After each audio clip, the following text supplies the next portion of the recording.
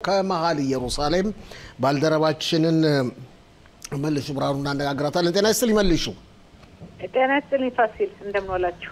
ሰላም ነን። እስቲ መጀመሪያው እንደተለመደው በኢየሩሳሌም ተጨባጭ ሁኔታ ላይ ነው ማለትም ውይይታችንን የምንጀምረው። እንዴት ነች ኢየሩሳሌም? የት ዘወር አልሽ ዛሬ? ኢየሩሳሌም ዛሬ ትንሽ ቀዝቀዝ ብሏል፣ ግን ደስ የሚል አየር ነው ያለው።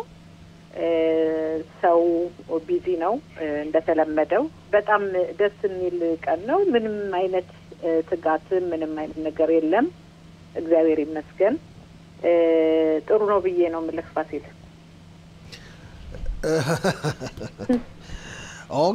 ኦኬ ማለት ማዕከላዊም ኢየሩሳሌም ነበርሽ፣ ጥንታዊቷም ኢየሩሳሌም ደርሰሻል ወይስ እንዴት ነው? ገብቻለሁ። ሁሉም ወደ ስራው ነው። እግዚአብሔር ይመስገን። በነገራችን ላይ ተመልካቾቻችን አንቺ ላክሽልን ቪዲዮ በአሁኑ ወቅት በኢየሩሳሌም ያለውን ተጨባጭ ሁኔታ እያሳየን ነው። እሺ ቀጥይ። ቤት ካፌዎች፣ ሁሉ ነገር ክፍት ነው። በጣም ቢዚ ነው። እግዚአብሔር ይመስገን የተረጋጋ ነው እና ምንም አይነት ነገር የተለየ ለውጥ ዛሬ አላየሁም። ደመናና ትንሽ ካፊያ ነው። እሱ ብቻ ነው ለውጡ። ሌላው ሁሉ ነገር ሰላም ነው ብዬ ነው የምለው በኔ አይነት። ኦኬ፣ እስቲ ወደ ጦርነቱን ለፍና ከዛ በኋላ ደግሞ ሌላም የምንነጋገረው ርዕስ አለ ወይም አጀንዳ አለ። እንግዲህ ተጠባባቂ ወታደሮች እየጠሩ ነው። ከ60 ሺህ በላይ ተጠባባቂ ወታደሮች ተጠርተዋል። ካቢኔውም ትናንትና ሌሊት ውሳኔ አስተላልፈዋል። አንቺም ብዙ ተጠባባቂ ወታደሮችን ታውቂያለሽ። እንግዲህ እንዴት ነው የምታየው? ቤተሰብስ እንዴት እያየው ነው ልጆቹ የተጠሩበት? አው ፋሲል፣ አሁን ብዙ ቤተሰቦች ትንሽ ያው እናት አባት ያለ ነው መደነጋገጥ፣ ግራ መጋባትና ይሄን የተወሰነ ጊዜ ትንሽ ረገብ ብሎ የነበረው አሁን ስናወራ የኔም ልጅ ሄደ፣ የኔም ልጅ ተጠራ፣ የከሌ ልጅ እንደዚህ ሆነና ትንሽ እንትናችን ጥሩ አይደለም። የቤተሰብ ስጋቱ ፍርሃቱ ማለት ነው። ግን ደግሞ እንደዛም እንዳለ ሆኖም ደግሞ እንግዲህ እነዚህ ሰዎች ካልተለቀቁ ሐማስ ድርድር ላይ የማይደርስ ከሆነ አንዴና ለመጨረሻ የሚከፈለው ዋጋ ተከፍሎ እነዛ መውጣት አለባቸው። ሐማስም ደግሞ መወገድ አለበት ብዬ ነው እኔ የማምነው። ከባድ ነው። እናት ነኝ፣ እህትም ነኝ። ብዙ ወንድሞቼ ተዋጊዎች ናቸው። ይሄንን ስል ደፋር ሁኜ ወይ የሆነ ነገር እንዳይመስል ለሌላው፣ እኔም ከዛው ከህብረተሰቡ ውስጥ አንደኛዋ ነኝ። ግን ደግሞ ስናስበው የኛ ልጆች፣ የኛ ወንድሞች፣ የኛ አባት ባል እዛው ውስጥ ቢሆን ምንድነው የምናስበው? ምንድነው የምንለው ብለን ያንን ነገር ስናስገባው ነው ሚዛናዊ የሆነ የምንሰጠው ግምት እንትን አነጋገር የምንሰጠው። በአንድ ሳይድ ብቻ ስናየው ግን ትንሽ ከባድ ነው ለፈራጁና እነዛ ሰዎች መቼም መቅረት የለባቸውም። ሐማስም ደግሞ በሽልቶን ላይ ባለው መቀመጥ የለበትም። ስለዚህ ለአንዴና ለመጨረሻ እስራኤል ገደቧን ገድባ ማሳወቅ አለባት። በቃ ይሄ የመጨረሻ ለሐማስም ብቻ አይደለም፣ ይሄ ለዓለም አሁን እንዲህ ዝም ብለው ላኮበኮቡት እስራኤልን ሊወጉ ለተነሱት ወዳጅም መስለው የቀረቡት ጠላትም ለሆኑት ለነሱ የሚያሳይ ነው ያሁኑ ጦርነት። ሌላ አይደለም፣ የሐማስ አይደለም ብዬ ነው የማስበው። ለዓለም እስራኤል ማንነቷን የምታሳይበት ነው። እዚህ ላይ መልሹ እስቲ እንደ ግል ጥያቄ አድርጌ ልውሰድ። ያው ዝርዝር ውስጥ ባትገቢም ከአንቺ ቤተሰብ አካባቢ ስታስቢው አሁን ምን ያህል በተጠባባቂነት ተጠርተዋል? ወንድሞች፣ አጎቶች፣ አክስቶች? በጣም እኛ ጋር በጣም ብዙ ነን ያሉት። እኛ ቤተሰብ እንደውም ወንድ ነው የሚበዛው። ብዙ ነው። ግን ምንድነው እኛንን ሴቶች እና ትንሽ በእድሜ ገፋ ያልነው አብዛኛውን ሴቶች ማለት ነው ፍርሃት የምናሳየው እንጂ እነሱ እኮ አይፈሩም፣ ጀግኖች ናቸው እኮ ፋሲል። በእውነት እንዲያውም የሚያደፋፍሩ የሚናገሩት በቃ ለሀገራችን ነው የተከፈለው ዋጋ፣ ጓደኞቻቸውን ያጡትን እነሱን እያነሱ ያ ስሜት እንዳለ ነው። እና እኛ እንግዲህ የሆዳችን በሆዳችን አድርገን ሰው ውትድርና ስለሄደ ብቻ አይደለም ሰው የሚሞተው ፋሲል። ሰው በመኪና አደጋ ይሞታል፣ ተኝቶም አቤቱ ውስጥ በሰላም ይሞታል፣ እንቅፋትን መጥቶት ይሞታል።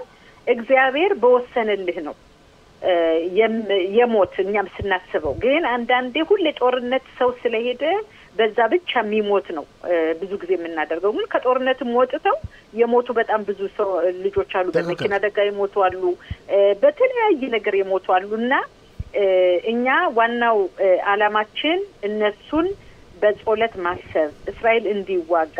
የእስራኤል እኛ ህዝባችን ትንሽ ነው፣ ግን የሚዋጋልን አምላክ እሱ ትልቅ ስለሆነ ለዛ ነው የምናሸንፈው። ስለዚህ የሆዳችን በሆዳችን አድርገን ለእግዚአብሔር አሳልፈን እየሰጠን ልጆቻችንን እየባረክን ይሄን ህዝብ እየባረክን እየጸለይን ከነሱ ጎን መሆን ነው ብዬ ማስበው። ምክንያቱም የኛ ፍርሃት ጭራሽ እነሱ ልባቸውን ወይ እንዲረበሽ ይሆናል ወይም እንድንጣላ ይሆናል።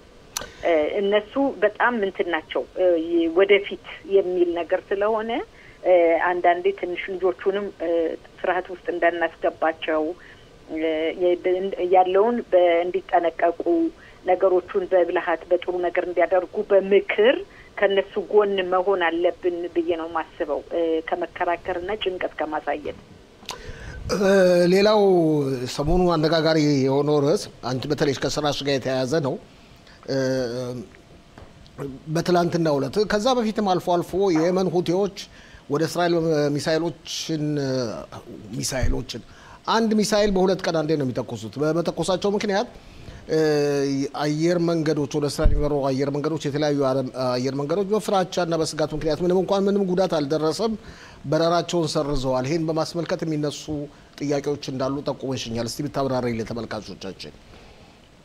አዎ ፋሲል፣ ይሄ አሁን ግልጽ ለማድረግ ለተመልካቾቻችንና ለሚያዳምጡን እስራኤል ሀገር እነሱ ኤርፖርት ውስጥ በጣም ጉዳት አድርሰው አይደለም ይሄ ካንስል የተሰረዘው ለደህንነት በአጋጣሚ የሆነ ፍርክስካሽ ነገር ካለ አውሮፕላኑ ሲያርፍ ጉዳት እንዳይደርስ ከሚል የተነሳ እንጂ ወይም ሁቲዎችን ተፈርቶ በቃ በጣም እነሱ ቦታ ተሰጥቶ አይደለም።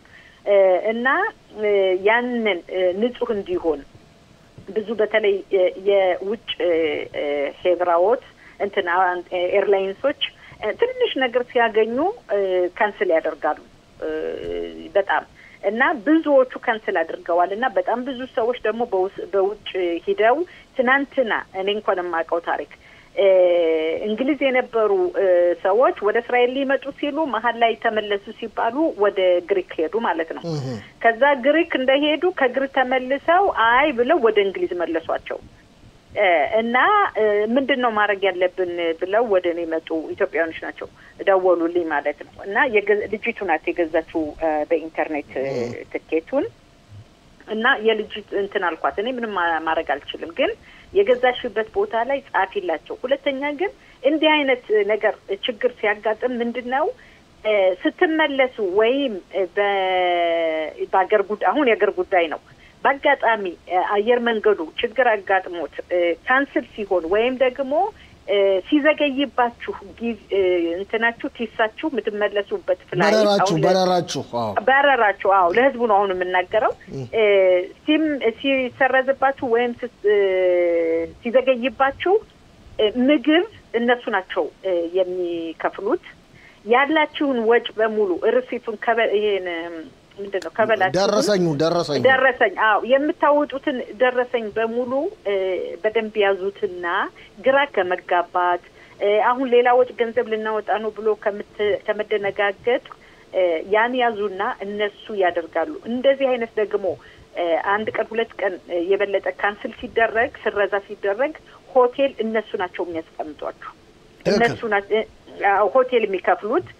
ከዛ ደግሞ ተለዋጭ አውሮፕላን ወይ እነሱ ያስተካክላሉ አለበለዚያ ደግሞ እናንተ ገዝታችሁ በአስቸኳይ ወደ እስራኤል የምትመጡ ከሆነ አሁን ለምሳሌ አርኪያ፣ ኤላል፣ ኢትዮጵያ አየር መንገድ፣ የአሜሪዮት ይሰራሉ።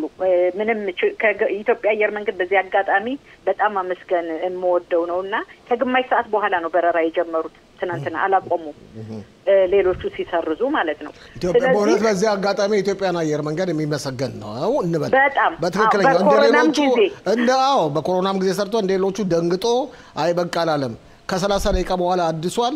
በረራ በየቀኑ አለ ኢትዮጵያን አየር መንገድ ከእስራኤል በጣም እና በዚህ ይመሰገናል። ስለዚህ በሌላ ሀገር ዙራችሁ በኢትዮጵያ አድርገው መምጣት ለሚፈልጉ ሰዎች የገዛችሁበትን ቲኬት ቦታ በቲኬት ኦፊስ ከሆነ እንደኔ አይነት የሚሰሩ ሰዎች ከሆነ ደውላችሁ እነሱ ያስተካክሉላችኋል። አሁን ችግር የሚሆነው ምንድነው በኢንተርኔት ስለሚቆረጥ ነው። አሁን $50 እና $60 ይገባኛል ለተጓዥ ጥሩ ነው ገንዘቡ። ግን እንዲህ አይነት አጋጣሚ ሲሆን ጉዳቱ ብዙ ነው የሚሆነው። ስለዚህ በኢንተርኔት ስትቆርጡ ብዙ ጊዜ በኢሜል ነው፣ በቴሌፎን እንኳን አይመልሱ። አንዳንዴ ልጆቻቸው ይቆርጡላቸውና ቤተሰቦች ይሄዳሉ። ስለዚህ ልጆቹ ናቸው ኮንታክት ማድረግ የሚችሉት በኢሜል ማለት ነው።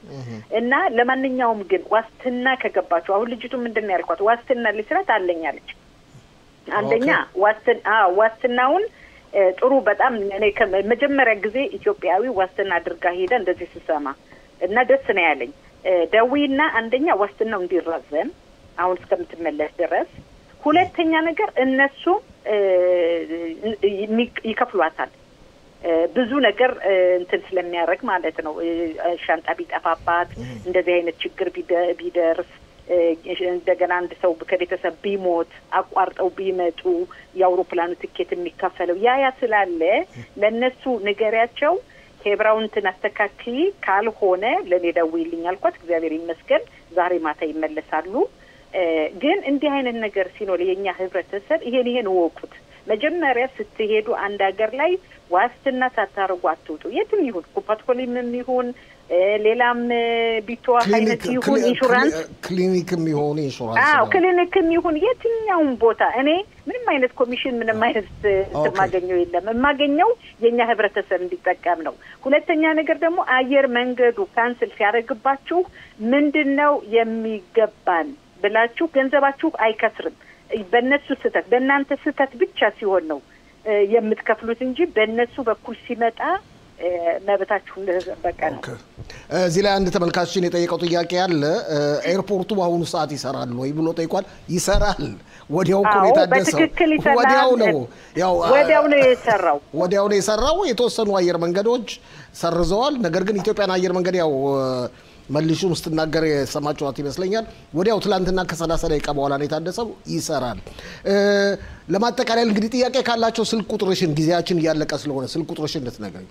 054 626 0338 በጣም ኢመርጀንሲ ነገር ካልሆነ ከ8 ሰዓት በኋላ ማታ ላይ አትደውሉ። እስከ 8 ሰዓት ድረስ ግን ድጋሚው ስልክ ቁጥሩ እሺ 054 626 0338 ዋትስአፕ መላክ ይችላሉ። በቴሌግራምም መጻፍ ይችላሉ። መልስላቸዋለሁ።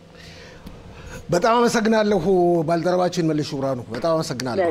እሺ ሰላም ሁኑ። ባይ ሰላም እንመኛለን ለመልሹ።